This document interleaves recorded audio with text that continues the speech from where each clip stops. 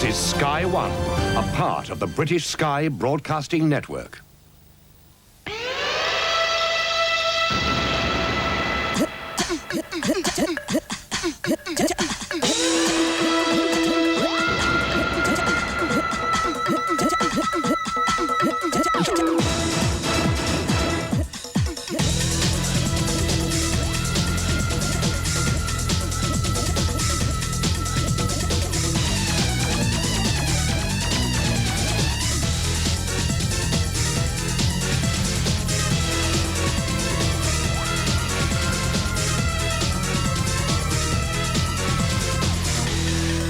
Welcome to Games World. Tonight is review night, so please enter the House of Games. Hi, and welcome to this week's sumptuous show of game reviews and hardware features. Sorry, I was late. I was looking for that candelabra. Oh, there he is. Tonight, I'll be putting to our experts such games as Alien 3 on the SNES, Cool World on the Game Boy, and Superman on the Master System. And I'll have the gall to chat up Asterix at the launch of the game in France. All that and much more later. But first, we all know the movie, but do you know the game? And it's Alien 3 on the SNES. Set over 7 huge levels, each of which can be tackled in any order. Your task is to clear the colony of aliens in all shapes and sizes, from eggs through parasites to the fully grown troublemakers. Collect extra weaponry to fuel your flamethrower, grenade launcher and pump-action machine gun. Ensure the power supply to the colony is kept working at all times, and crawl through the air ducts to seal off the approach of the alien hordes. You only get one life in this game, so make sure you pick up the much-needed energy bonuses as you go. Don't forget to save the hostages dotted around the maze-like corridors in your quest for survival. I was really impressed with Alien 3. I'm a big fan of all the movies, and it was good to see that this game was basically all of the best bits from all the films all put in together in a big scrolling action festival. You take the role of Ripley, obviously, and you have all manner of the alien species to deal with, right down from the small face huggers up to the big soldier aliens. You can deal with them with a particularly impressive flamethrower device, which you can have on different settings to deal with different sorts of situations. And obviously you're fighting against the clock all of the time. It's really full of suspense, there's lots of action going on, and the graphics are simply superb. Rush out and buy it straight away.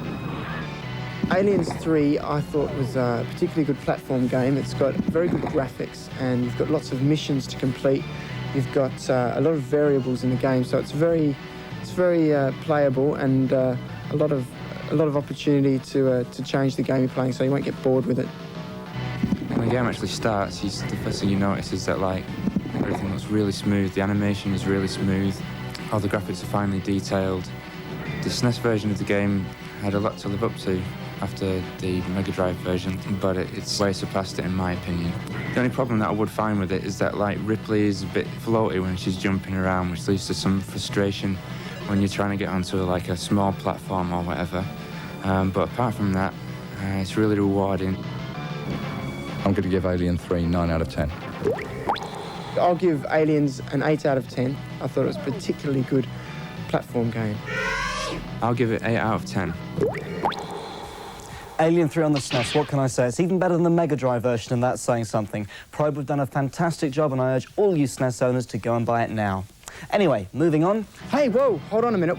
I really liked Aliens 3, so why don't we send that to Games Heaven? I'll go for that, definitely. Me too. Sorry, Neil. Motion carried.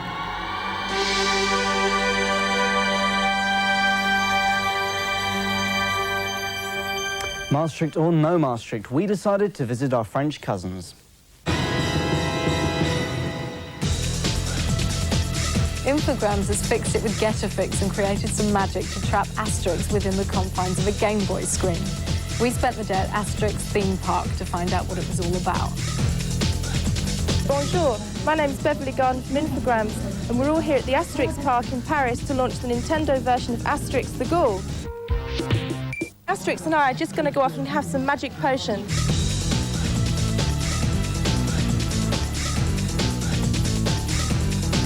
Asterix is really one of the worldwide characters. It's more than Super Mario, it's more than Sonic. It's really one of the most popular characters that people have played with. In the comic books, in the stores, in the movies, in the cartoon, it's everywhere. And we're really happy to have for the first time this famous Gaul character here on the Nintendo.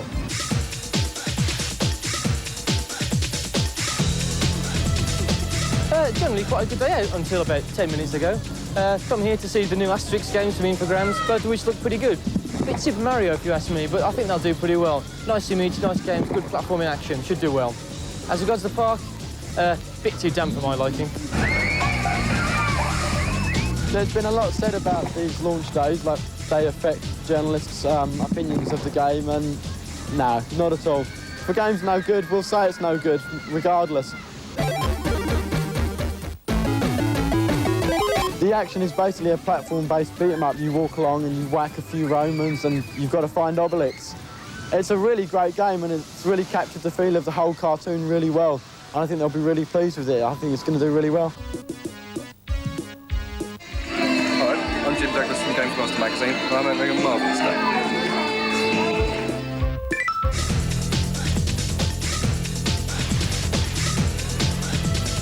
It's a tough life being a journalist, but somebody has to do it.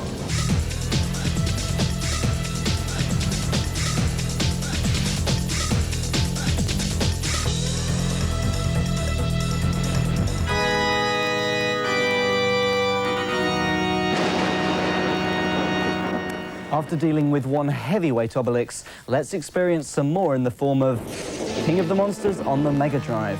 This is your chance to take control of one of 4 dangerously overweight mutoids in the WrestleFest to death in a parody of the old Japanese monster movies. Choose from Gion, a scaly reptilian, Rocky, who surprisingly enough is a rock monster, Beetlemania, a huge beetle, would you believe, and Astro Guy, a sort of Astro Guy. Set in various locations like Megaport and Castle City, destroy as much of the scenery as you can to build up bonus points and avoid the local city defences. You can even use the tanks, planes and helicopters to throw at your enemy. To win each bout, hold down your opponent for 3 seconds. With a 1 or 2 player option, you can pit any monster against another, or even make one fight itself. Smart moves are rewarded by power-ups to your special weapons, so get in there and do your worst to get you to the top of the heap. King of Monsters is a great punch-em-up game. It's a bit like Street Fighter or something like that. It's or the martial arts style arcade games. It's good fun, really colourful graphics. This really looks like a fun game. Everything is really loud, you're smashing through buildings and chucking your opponent across the screen. And it's a real laugh, but after about a day, you start to sort of notice how little there is to explore, and it's the same for like the next 5 days, 5 months, whatever. I was really surprised at how bad King of the Monsters is. I'm a big fan of the Neo Geo version, and it's great. A couple of big monsters clanging away at each other in a strange sort of Japanese city really appeals to me, but this version just doesn't make it at all. The controls are really shaky and unresponsive. You seem to be hammering away at the buttons for ages and ages before your monster will actually respond, and even once you do manage to get some action out of them, the moves available seem to be very limited. I'll give it a 7 out of 10. I liked it. I thought it was a good game. It's King of the Monsters, I'll give 3 out of 10. I can only give King of the Monsters 3 out of 10, just because there's no response there. King of the Monsters, it's a lovely idea. Anyone who can remember the old Godzilla films must be looking forward to this one, but it doesn't work. This game is appalling. Avoid it. You'll remember that last week we looked at the new Videotron technology used on Games World's live Wednesday show, Try Your Luck. Well, last Wednesday was the first time the system was used, so we settled down with a friendly viewer, a nice cup of tea, and enjoyed the show. Today, there is a new programme starting on interactive TV, which is at 6 o'clock sharp, and it's called Games World, and the programme is Try Your Luck. Welcome to Games World. Tonight is live night, so it's time to try your luck. Well, hello and welcome to Try Your Luck. We've got a truly breathless show for you tonight. I'm James Vertigan, and I'm here to talk about interactive TV. Games World on Videotron's interactive channel. Here we go. It's time for our first qualifier tonight. Ready for the action? Yeah. Here we go then. Here's our first history-making qualifier. Watch closely, everyone.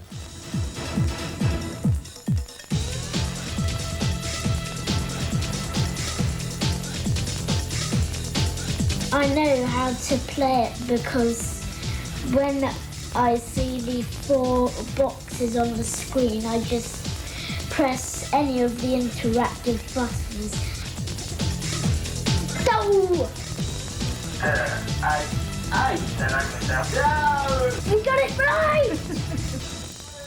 We've got 5 out of 6. If you get 6 out of 6, you could phone in, couldn't you? And then you could win a prize. The code comes up on the screen. It improves their general knowledge because the questions they're topical, some of them. It helps his coordination as well, having to make a quick decision with the activator. Yeah. My favourite programmes are mainly the sports programmes, and quite a few of those are also interactive. Which football team finished top of the Premier League this season? That, in fact, is about it for this week. I like watching Try Your Luck, and it's the first time it's ever been on interactive television. I'm looking forward to be playing in the qualifiers for next week's game.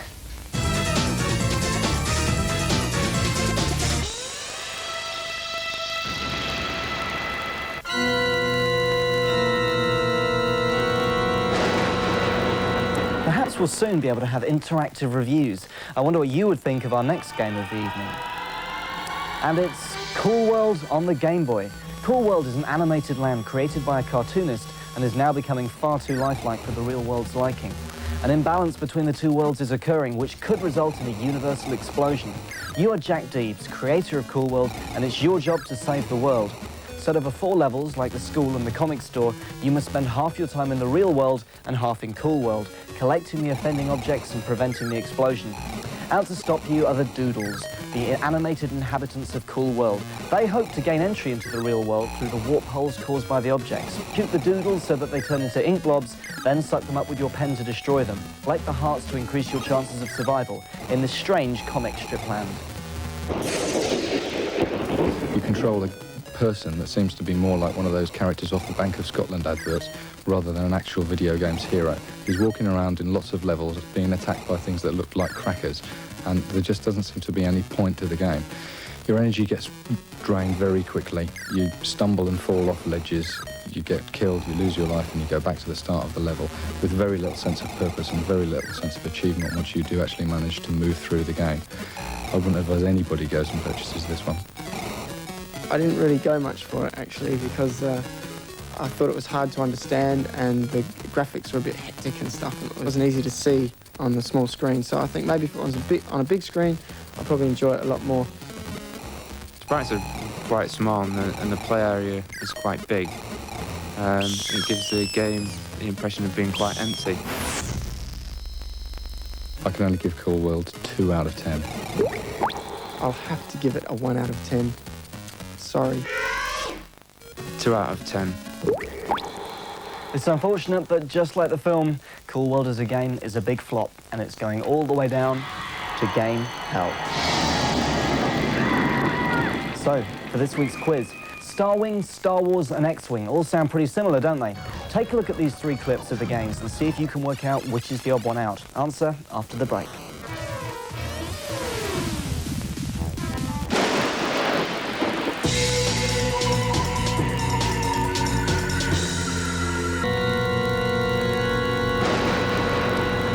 Did you manage to guess the odd one out?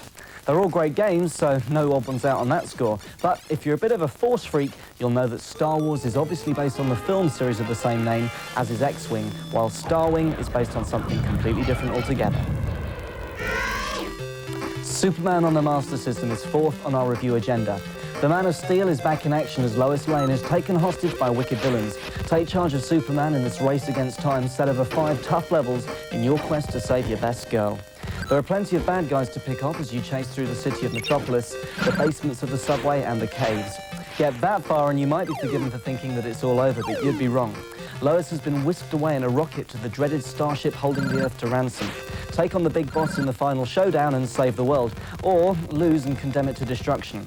There are plenty of power-ups and bonuses to grab along the way, and make the most of Superman's special super punches and laser vision to cause chaos along the city streets in your quest against evil.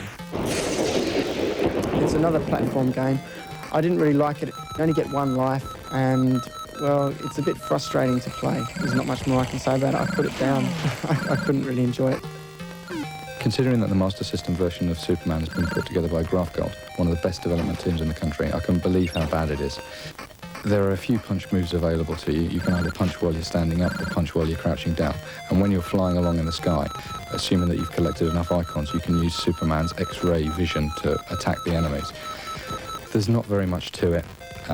It looks okay for a Master System game, but it really isn't going to keep you playing for very long at all. Yeah, this is a real embarrassment to Superman. You should never put him in a game like this. Whereas, like, on screen, Superman's seen like being really heroic and swooping around, being quite graceful and stuff like that. In this game, he's quite a wooden character. I'd give it a 4, but, you know, there's possibilities there if you enjoy that sort of game. I'll give Superman 4 out of 10.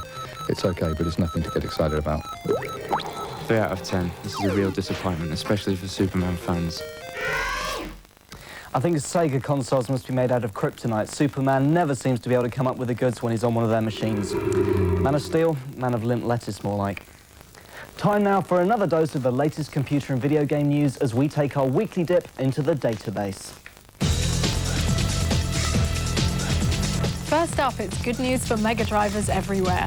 Making the move from the SNES to the Mega Drive is the brilliant Tiny Toons Adventures, a 33-stage treasure hunt set on a mysterious island and starring the oh-so-cute Buster Bunny and his cartoon friends. Tiny Toons Adventures is surely one of the games of the year.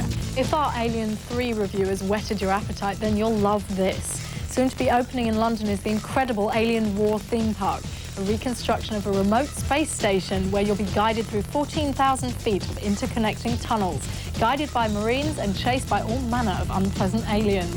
If you want to win free tickets for the awesome Alien War experience, just write to us at House of Games and complete the following sentence. I watch House of Games because. An opportunity not to be missed. Now, a great new game for PC owners. The Little Devil has been in development for 3 years, but should be out in your shop soon. You've been transformed into the Little Devil, an ill-tempered beast banished into the lost city of the underworld until you can find the Fountain of Normality, which will return you to human form. Certainly worth looking out for. The name of the game is Bob on the SNES. You're Bob, a strange sort of half-alien, half-insect robot-type creature with a fetish for large death-dealing weapons. Your task is to fight your way through 15 stages of vile, scum-infested caverns and corridors. You must do away with the end-of-level guardians and get back to your car to make it to your date on time. Unfortunately, you're not as good a driver as it seems, so be prepared to take on other 2 full worlds before you finally get your girl.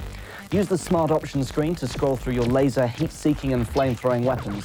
Check out the special weapons like umbrellas to stop you falling to an untimely death and smart bombs to keep moving forward. Grab all the power-ups you see to replenish your ammo, but if you run out, you can always rely on your power punch to knock the enemy out of your path. The action fast and furious, and you'll need to work very fast if you want to succeed in this wacky extraterrestrial outing. The worst thing you can say about Bob is that it's just so average. From Electronic Arts, we're used to seeing some really exciting games like Desert Strike, some of the EASN sports games. The character of Bob didn't do much for me. Okay, he's a robot with big eyes that looks quite cute, but it doesn't really go much beyond that. His movements and his characteristics don't really support the initial design of the character. And the format of the game is so tired. You run along through the levels, you pick some things up, you get shot, you shoot things. There's just nothing here that we haven't seen 100 times before. Stay away. There's a lot to explore, although there's very little variation between the levels, which unfortunately makes it very boring after the first couple of goals. It's unfortunate really, because Bob could have gone on to become something quite cool. But as it is, he's just starting the wrong game.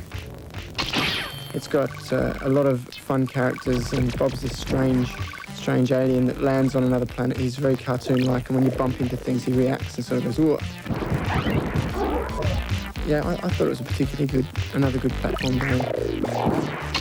I'll give Bob a supremely average 5 out of 10. 7 out of 10.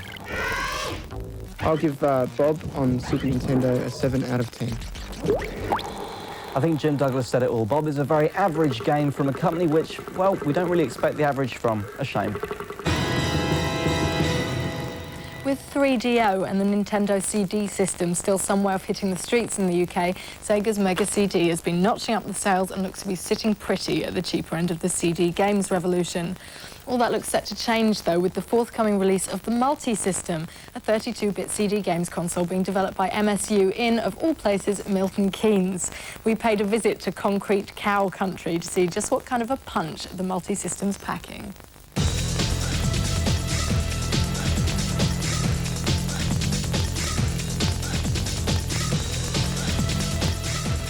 It's a 32-bit CD-based games machine, which you can play your music, photo CD, FMV, which is full motion video. The MultiSystem has three key features. It's the analog controller, which is the steering wheel, which turns into an analog flight yoke, which in turn turns into analog handlebar. It has a three-way gear stick, which is also an analog throttle control, and two analog foot pedal controls. This controller, we feel, will make a lot of games, racing games, flight simulators, and shoot 'em ups a lot more fun to play. Another one of the unique features that the MultiSystem has is a chip called the Digital Signal Processor. Through this DSP, we can get CD quality sound. But in addition to that, it also gives us a tremendous 3D capability. 3D in terms of graphics, and also 3D in terms of sound as well, because through the DSP, you can create the impression of sound surrounding you. The CD. The CD is the storage medium.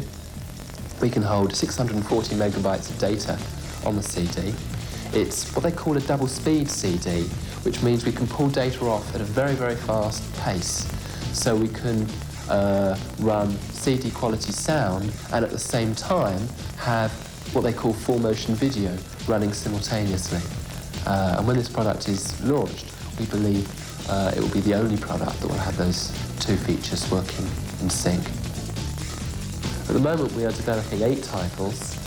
5 of these titles are conversions from other formats, but proven titles which we know are good, which will be, in some cases, very significantly enhanced indeed for our product. We're also producing 3 original titles. The MultiSystem will be launched later this year at a price which will be very competitive with other CD-based games machines. But this is not just a games machine. It'll have many other features as well, what we're calling a multimedia product.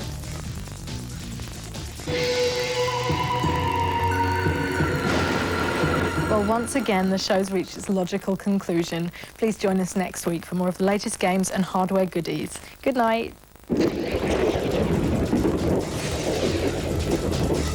To win a pair of tickets to the Alien War theme park, send in your entries by 18th of June 1993 to the House of Games, Post Office Box 91, London E14 9GT. Remember, if you're under 18, you'll need to take an adult along with you.